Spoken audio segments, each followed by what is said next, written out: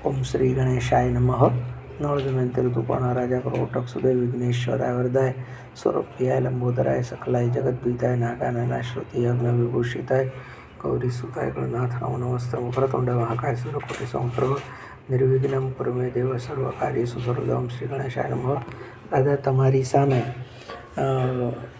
વેરાવળથી કલ્પનાબેન આવેલા છે જમુડિયા, કલ્પનાબેન રૂપેશભાઈ જમુડિયા, અને આપણા ઉનાના દીકરી છે કિશોરભાઈ જોબનપુત્રના દીકરી છે, અને લગભગ આ ત્રીજી ચોથી કે પાંચમી વખત લગભગ એ આવેલા છે, અને એમના મગજમાં જે કંઈ પ્રશ્નો ચાલતા હોય આદિવાદી ઉપાધિ એ સંદર્ભમાં આવેલા અને તમારી સાથે વાતચીત કરેલી, અને તમારી સાથે વાતચીત પછી જે કંઈ પરિણામ મળ્યું હોય એ આપણે એમને પૂછીએ છીએ કે ભાઈ તમે દાદા પાસે આવ્યા તો તમને શું અનુભવ થયો. કલ્પનાબેન, આ દાદાનું ઘર છે. હવે અમે એમ કહીએ છીએ હવે આ ઘર મારું નથી, તો દાદાના ઘરમાં તમારું હૃદયપૂર્વક હાર્દિક સ્વાગત છે. તમે દાદા પાસે અત્યાર સુધીમાં લગભગ 3-4 વખત આવ્યા, ચોથી વખત આવ્યા. તમને વધારે યાદ હોય. તમારો અનુભવ શું છે દાદાનો? મારી સામું જોઈને કહેજો તમે. મને બહુ કુદરતી અનુભવ એકદમ સારો થયેલો છે, અને જે પણ મારા મૂંઝવતા બધા જ પ્રશ્નો હતા એ મારા બધા જ પ્રશ્નોને દાદાએ ઉકેલી દીધા છે. હવે મારો એક જ પ્રશ્ન છે, એ પણ મારો ભગવાને એની કૃપા કરશે કે મને ઘણું સારું છે મારા ખભાના દુખાવામાં, અને એ પણ મારું હવે બધું કમ્પ્લીટ થવામાં છે. અને મને બહુ ચમત્કારિક અહીંયાથી ભગવાનની કૃપા થઈ છે કે જે મને કેન્સર જેવો રોગ છે એવું ડૉક્ટરે કીધું હતું, પણ છતાં મને કોઈ કેન્સર નથી નીકળ્યું. અને ડૉક્ટરે પણ એવું કીધેલું છે કે આ તમને કોઈ ભગવાનનો ચમત્કાર છે કે અમારું આમાં કાંઈ કામ નથી કરતું, કે અમારું સાયન્સ પણ આમાં પાછળ પડે છે, કે તમને શું છે એ હકીકતે ખબર નથી. પહેલો રિપોર્ટ આવેલો કેન્સરનો? પહેલો રિપોર્ટ મારો કેન્સરનો આવેલો છે. એ પછી રીબાયોપ્સી કરી છે, અને રીબાયોપ્સીમાં પણ ડૉક્ટરને એવું લાગ્યું કે હવે આમાં કેન્સર બિલકુલ નથી દેખાડતું, તો ભગવાનનો તમને કોઈ ચમત્કાર છે, આમાં અમે કાંઈ ન કરી શકીએ. તમે રૂટીન ચેકઅપ કરાવજો દર 3 મહિને.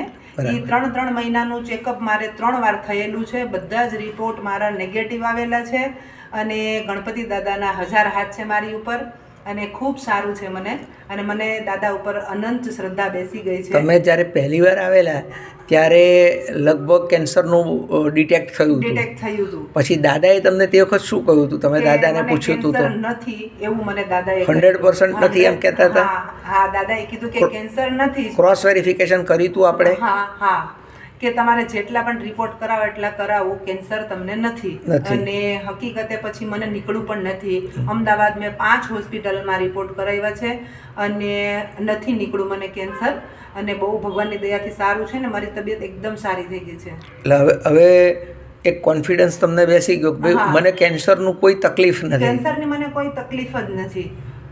એટલે અહીં દાદાએ તમને ના જ પાડી હતી કે ભાઈ કેન્સર નથી, અને એ જ વસ્તુ છેલ્લે લેબોરેટરીમાં સેકન્ડ રિપોર્ટમાંથી નીકળી. સેકન્ડ રિપોર્ટમાં મારું એ જ આવ્યું કે કેન્સર નથી તમારે.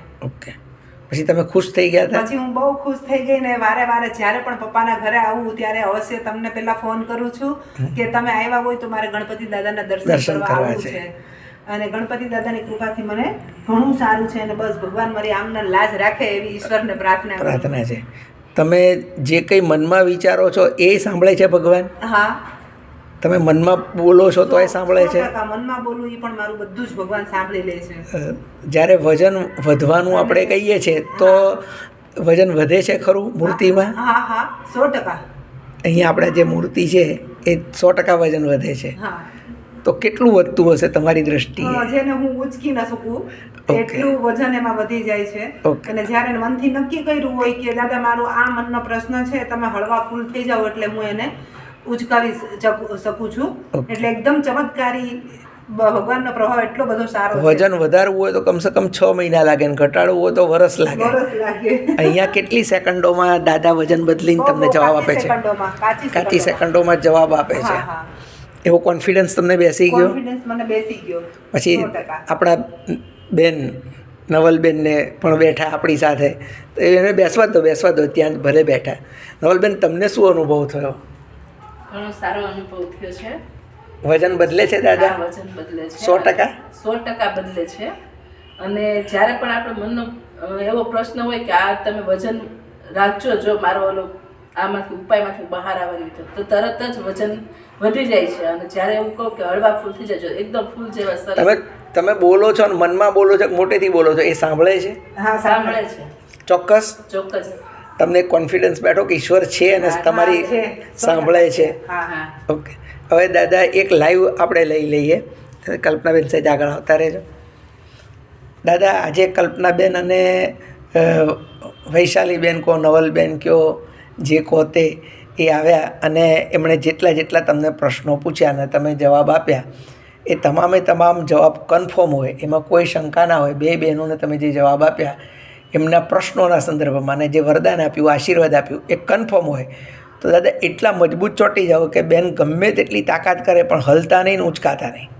કરો બેન. તાકાતમાં કઈ કેવું પડે એમ જ નથી.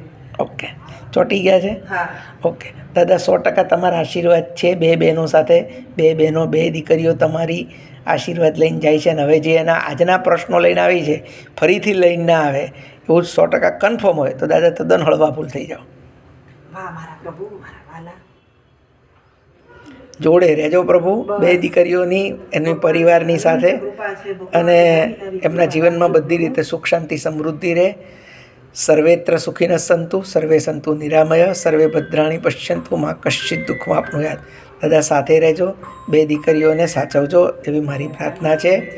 દાદા, મારી પ્રાર્થના તમે સાંભળી હોય અને સ્વીકારતા હોય હૃદયપૂર્વક, હું તો ત્રાહિત વ્યક્તિ છું, તમે મારી પ્રાર્થના સાંભળો છો અને સ્વીકારો છો, તો અંતિમ પ્રશ્નમાં દાદા ચોંટી જજો.